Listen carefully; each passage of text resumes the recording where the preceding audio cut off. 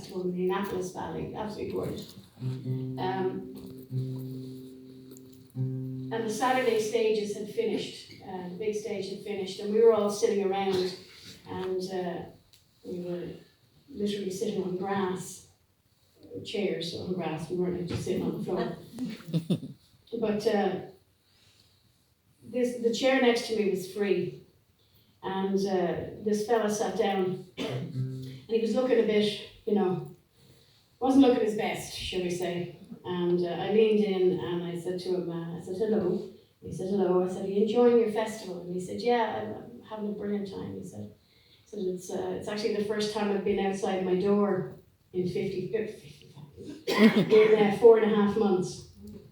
And I said, oh yeah.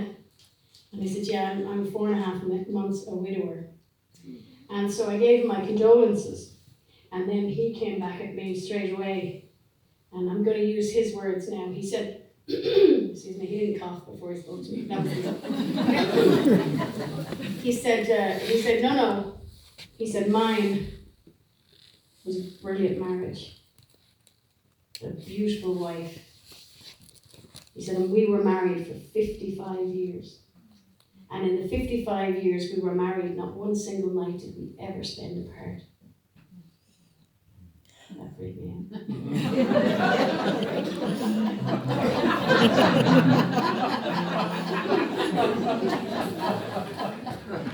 Anyway, back to him. He said, we weren't blessed enough to have children.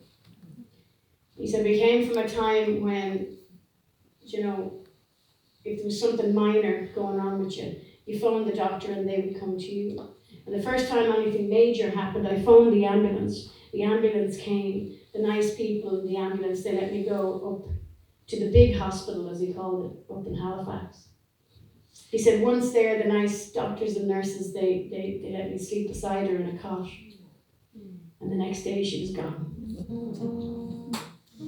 And this story, I thought, was the most romantic thing. Like it was epic. And he didn't think anything of it, it was just his life. And there was a bunch of songwriters sitting around, the late great Ron Hines, Volgy, Dave Gunning was there. And I wanted them to hear his story. I'm very glad they didn't now, because I wrote the song instead of them.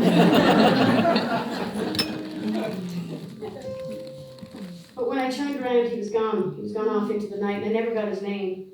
But much later on that night, when I was getting into bed myself, I vividly remembered his story when I pulled back the covers. And it hit me. What must it have been like for that gentleman to try and get into that bed the first night after she passed? And how big and vast the bed must have seemed. And did he even get into it? So I stayed up all night and I wrote him this song.